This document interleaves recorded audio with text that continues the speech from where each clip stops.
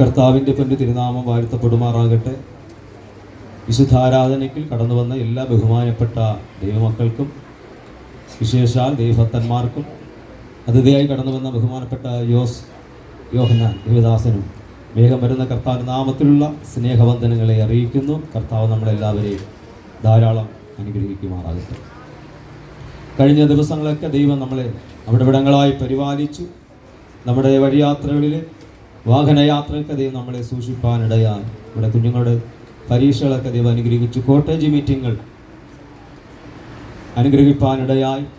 എല്ലാറ്റുമായി ദൈവത്തെ സ്തുതിക്കുന്നു. ഇന്ന് പകൽക്കാലം വളരെ സന്തോഷത്തോടെ നമുക്കായിരിക്കാം. കർത്താവ് നമ്മളെ അനുഗ്രഹിക്കട്ടെ. വേഗത്തിൽ തന്നെ ചില കാര്യങ്ങൾ പറഞ്ഞ് ഞാൻ ഇരിക്കാൻ ആഗ്രഹിക്കുന്നു. എന്തെന്നാൽ വചനങ്ങളെ കേൾക്കുവാൻ നമ്മൾ ആഗ്രഹിക്കുന്നത് കൊണ്ട് ഞാൻ വേഗത്തിൽ തന്നെ എൻ്റെ ശുശ്രൂഷ അവസാനിപ്പിക്കാൻ കർത്താവ് ആഗ്രഹിക്കുന്നു. മോശയുടെ കാലഘട്ടത്തിലും അപ്പോസ്തലനാകുന്ന പൗലോസിൻ്റെ കാലഘട്ടത്തിലൊക്കെ ഈ അപ്പോസ്തലനാകുന്ന പൗലോസിനെ ഒരു അപ്പോസ്തലനായിട്ട് അവർ അംഗീകരിച്ചില്ല. സ്വന്തം മോശയുടെ കാലഘട്ടത്തിൽ അങ്ങനെ തന്നെയായിരുന്നു. നീയോ ഞങ്ങളുടെ നടത്തിപ്പുകാരൻ. അങ്ങനെയാണെങ്കിൽ ഇന്ന് എത്ര അധികം അല്ലേ ജോസ് പാസ്റ്റർ? അതിന് നമുക്ക് ഭാരപ്പെടേണ്ട ആവശ്യമില്ല. സ്തോത്രം. അപ്പോൾ 119 സങ്കീർത്തനമാണ് നമുക്ക് ദൈവം തന്നത്. 89 മുതൽ 96 വാക്യങ്ങൾ. അതിൻ്റെ 92 വാക്യം ഒന്ന് വായിച്ചാട്ടെ.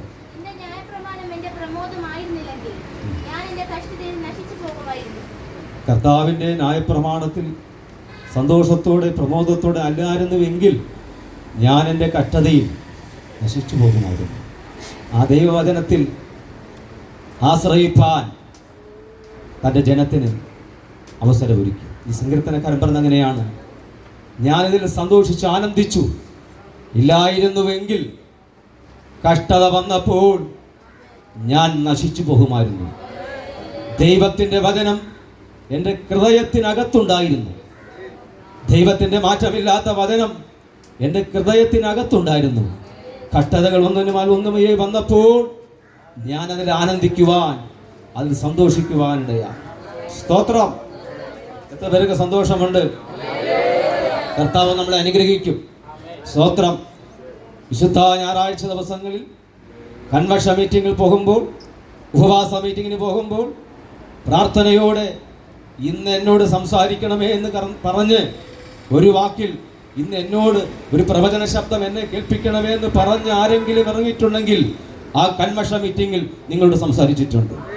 ആ ഉപവാസ വേദിയിൽ പ്രവാചകൻ എത്ര വരത്തില്ലെന്ന് പറഞ്ഞാൽ അവിടെ വരും.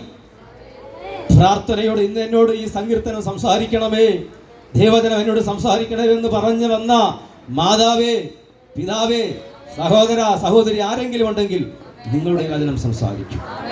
ഇനിയും വചനത്തിൽ കൂടി സംസാരിക്കും. കർത്താവ് നമ്മളെ അനുഗ്രഹിക്കട്ടെ. കർത്താവ് നമ്മളെ ആദരിക്കട്ടെ, മാനിക്കട്ടെ. നമ്മൾ ഇന്ന് ചിന്തിക്കുവാൻ ആഗ്രഹിക്കുന്ന ഒരു ചിന്തയിലേക്ക് വരാം. അതിൻ്റെ 89 വാക്യം വായിച്ചാൽ,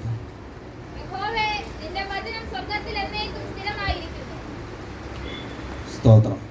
നമ്മൾ ഇന്ന് ചിന്തിക്കുവാൻ ആഗ്രഹിക്കുന്ന ചിന്താവിഷയം വചനം എന്ന വിഷയമാണ്. ഒരു ദിവസം കൊണ്ടോ, ഒരു മാസം കൊണ്ടോ, ഒരു വർഷം കൊണ്ടോ, ഒരു ആയുസ് മുഴുവനും കൊണ്ടോ ഈ വചനം പഠിപ്പിക്കാനോ ശുശ്രൂഷിക്കുവാനോ നമുക്ക് ആർക്കും കഴിയത്തില്ല. എന്തെന്നാൽ ഇതൊരു മഹാസമുദ്രമാണ്. നമ്മളതിൻ്റെ ഒരു കണിക മാത്രമാണ് ഇന്ന് പറയാൻ ആഗ്രഹിക്കുന്നത്. ഈ വചനത്തെക്കുറിച്ച് ചിന്തിക്കുവാനും പഠിക്കുവാനും പഠിപ്പിക്കുവാനും നമ്മുടെ ആയുസ് മുഴുവനും പോരാ. അത്ര മഹാസമുദ്രമായി കിടക്കുകയാണ് ഈ വചനം. അതിന് ഒരു നിമിഷം പോലും ഉയർത്താത്തവരുണ്ടല്ലോ. അങ്ങനെ ഉയർത്താതിരിക്കലും ഒരു നിമിഷം ഉയർത്തണം. അവരെ മാനിച്ചു, ദൈവത്തെ മാനിച്ചു. പിന്നെ ഒരുപാട് നേരം ഉയർത്താമില്ല, കാരണം നമ്മുടെ കൈ അറിയാതെ തലച്ചു പോകും. അപ്പോൾ നമ്മൾ താഴേക്ക് പോകും. അത് കുഴപ്പമില്ല. പക്ഷേ അപ്പോൾ ഒരു സഹോദരി ചിരിക്കല്ലേ? സ്തോത്രം. ഇത് ഉള്ളതാ പറഞ്ഞത്. സ്തോത്രം. ഉള്ള കാര്യം പറയുമ്പോൾ ചിരിക്കല്ലേ? അപ്പോ ഈ ഒരു സഹോദരിയുടെ അമ്മച്ച പറഞ്ഞ, നീ പ്രാർത്ഥനയ്ക്ക് പോ, ആരാധനയ്ക്ക് പോ.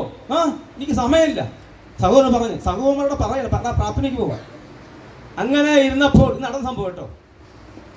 അവന് BP കൂടിയിട്ട് അവൻ്റെ കൈകാലെല്ലാം തളർന്നു. അപ്പോഴവൻ പറയണം, എനിക്ക് ആരാധനയ്ക്ക് പോയി എൻ്റെ കര ഒരു ദൈവത്തെ സ്തുതിയാണ്, നീ ആരാധിക്കണ്ട.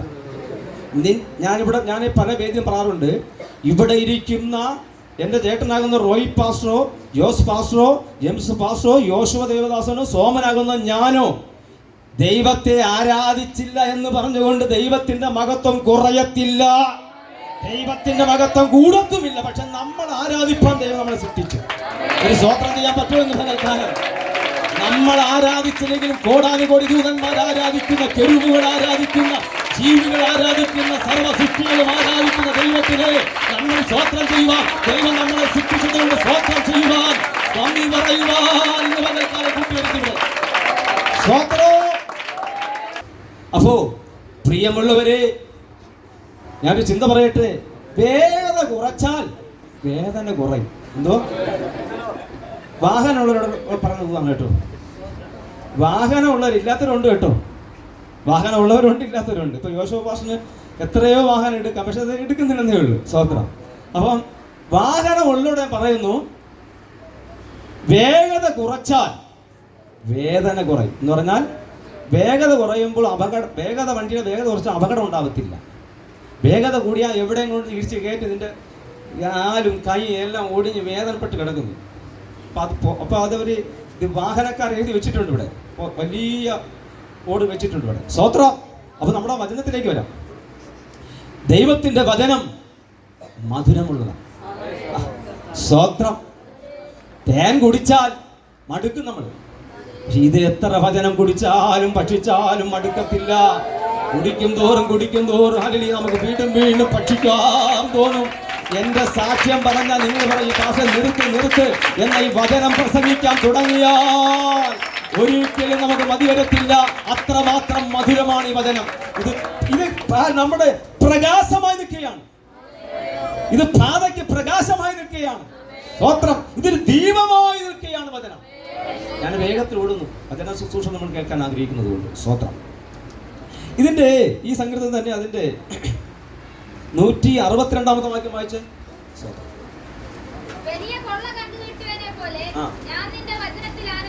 ഓ, ഈ വചനം ഞാൻ വർഷം മുമ്പ് പ്രസംഗിച്ചപ്പോൾ എനിക്ക് ഭയങ്കര സന്തോഷം തോന്നി. എന്തെന്നാൽ വലിയ വലിയ നന്മകൾ, സമ്പത്തുകൾ കിട്ടുമ്പോൾ അവർക്ക് ഭയങ്കര സന്തോഷമായിരിക്കും. ലക്ഷക്കണക്കിന് രൂപകളോ ഒക്കെ കിട്ടുമ്പോൾ അവർക്ക് ഏത് വിധമാകട്ടെ, കിട്ടുമ്പോൾ ജോലി ചെയ്ത പണമാകട്ടെ, അല്ലാതെ ആരെങ്കിലും സഹായിക്കുന്ന പണമാകട്ടെ, എന്തു തന്നെ ആയിരുന്നാലും, വിശേഷം കള്ളന്മാർക്ക് ഇവിടെ പറഞ്ഞ് കൊള്ളയെന്ന് പറയുന്നത് കൊള്ള. അപ്പോൾ കള്ളന്മാർക്ക് നന്മ കിട്ടിയാൽ ഭയങ്കര സന്തോഷമാണ്. അത് കള്ളന്മാരെ വിഷയം പോട്ടെ. നമുക്ക് നന്മ കിട്ടിയാൽ തിരിച്ചു കൊടുക്കാത്തൊരു വലിയ നന്മ, നമ്മൾ പോലും ചിന്തിക്കാത്തൊരു വലിയ നന്മ നമുക്ക് കിട്ടിയാൽ ഭയങ്കര സന്തോഷം തോന്നും. സ്വോത്രം. സ്വോത്രം. സ്വോത്രം. ഞാൻ സമയം ആദ്യം എടുക്കത്തില്ല കേട്ടോ, ഞാൻ നിർത്തുന്നു. കൃപമൊക്കെ ഞാനിപ്പം നമ്മുടെ എല്ലാം മൊബൈൽ ഫോൺ വഴിയാണല്ലോ പൈസ അയച്ചു കൊടുക്കുന്നത്. കാലം മാറിയില്ലേ? അപ്പോൾ ഞാൻ ആദ്യമായിട്ട് ഒരു 500 അയച്ചു കൊടുത്തു കൃപമോളുടെ. അതൊരു ഇതിൻ്റെ കൂടെ പറയാനുള്ളതെന്ന് പറഞ്ഞു, അല്ലെങ്കിൽ ഞാൻ പറയത്തില്ലായിരുന്നു. കൃപമോളുടെ സന്തോഷം കാണണമെന്ന് ഇവിടെ ഇരുന്ന് എനിക്ക് കാണാം. സ്വോത്രം. ആ മൊബൈൽ ഫോണിൽ ഞാൻ 500, ഞാൻ സത്യത്തിൽ ആദ്യമായിട്ട് അത് അയക്കുന്നത് തന്നെ മൊബൈൽ ഫോൺ വഴി ഞാനും ആദ്യമായിട്ട് അയക്കുന്നത്. അദ്ദേഹത്തിന് കിട്ടിയപ്പോൾ എത്ര സന്തോഷം. അദ്ദേഹം കൃപമോൾ എത്രയേ 500 രൂപ കണ്ടിട്ടുണ്ട്. പക്ഷെ ദൂരദേശത്ത് നിൽക്കുമ്പോൾ, 1 രൂപ പോലും ഇല്ലാതിരിക്കുമ്പോൾ ആരെങ്കിലും ഒരു 100 രൂപ അയച്ചു തന്നാൽ അതൊരു ഭയങ്കര സന്തോഷമാണ്. ഒരു വലിയ കൊള്ള കിട്ടിയതുപോലെ തോന്നും. കണ്ടോ, ഇവിടെ വായിക്കുന്നതിനാണ്, സമ്പത്തിനേക്കാൾ, പൊന്നിനേക്കാൾ, വെള്ളിയേക്കാൾ വചനം എത്ര വലിയ കൊള്ള കിട്ടിയവനെ പോലെ ആനന്ദിക്കുന്നതിനായി ദൈവത്തിന് സ്തോത്രം ചെയ്യുകയാണ്. ഒരു കൊള്ള കിട്ടിയവനേക്കാൾ, ഒരു പൊന്ന് കിട്ടിയതിനേക്കാൾ എത്രയോ വലിയ സന്തോഷമാണ് ഈ വചനം കേൾക്കുന്നവന്റെ മേൽ വെളിപ്പെടുന്നത്. സ്തോത്രം. ഇനി ഒരു വാക്യം വായിച്ച് നിർത്താൻ പോകുന്നു കേട്ടോ. ഈ വചനം ആരാണ് നമ്മൾ നോക്കാം. വിശുദ്ധ യോഹന്നാൻ എഴുതിയ സുവിശേഷം 1-ാമത്തെ അധ്യായം 14-ാമത്തെ വാക്യം.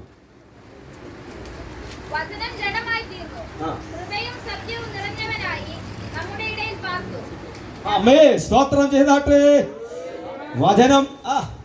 വചനം ജഡമായി തീർന്നു, കൃപയും സത്യവും നിറഞ്ഞവനായി നമ്മുടെ ഇടയിൽ പാർത്തു.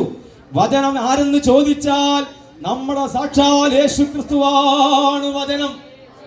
ഈ വചനമാകുന്ന ക്രിസ്തു ശരീരം ജഡമെടുത്തു.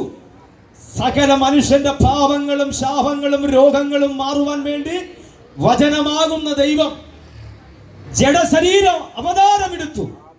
അവിടെ എങ്ങനെയാണ് വചനം ജഡമായി തീർന്നു? വചനം ഏതെന്ന് ചോദിച്ചാൽ ക്രിസ്തുവാണ്. ക്രിസ്തുവാകുന്ന ഹല്ലേലൂയ തമ്പുരാൻ ജഡത്തിൽ ശരീരമായി വന്നു. വചനമാകുന്ന ഹല്ലേലൂയ ക്രിസ്തു ശരീരമായി വന്നു, നമ്മുടെ ഇടയിൽ പാർക്കുവാനിടയായി. സ്തോത്രം. അപ്പോൾ ചിന്ത ഇതാണ്, നമ്മൾ വായിച്ച വാക്യങ്ങളെല്ലാം ക്രിസ്തുവാണ്. ദീപമായി നിന്നതും തേനായി നിന്നതും പാലായി നിൽക്കുന്നതൊക്കെ വചനം പാലെന്ന് പറയുന്നുണ്ട്. ഇതെല്ലാം ആരെന്ന് ചോദിച്ചാൽ നമ്മൾ യോഹന്നാന്റെ സുവിശേഷം വായിക്കുകയാണെങ്കിൽ ഇത് യേശു ക്രിസ്തുവാണ് ഈ വചനം എന്ന് പറഞ്ഞാൽ. സ്തോത്രം. ഈ യേശു ക്രിസ്തുവാകുന്ന തമ്പുരാൻ തന്റെ ശരീരമെടുത്ത് നമുക്ക് വേണ്ടി ഇറങ്ങി വരുവാനിടയാണ്. സ്തോത്രം. ഈ വചനത്തിന് ഇല്ലാത്ത മറ്റൊരു പ്രത്യേകത പറഞ്ഞ് ഞാൻ ആഗ്രഹിക്കുകയാണ്. ആർക്കും ബന്ധിക്കുവാൻ കഴിയാത്ത ഒന്നാണ് ഈ ദൈവത്തിന്റെ മാറ്റമില്ലാത്ത വചനം. സ്തോത്രം. അനേകരെ നോക്കി ഈ വചനത്തെ ബന്ധിക്കുവാൻ, സ്തോത്രം, പക്ഷെ പറ്റത്തില്ല. ഒരു വാക്യം ഒന്ന് വായിച്ചോട്ടെ. 2 തിമോഥെയോസ് എഴുതിയ ലേഖനം 2:9 വാക്യം.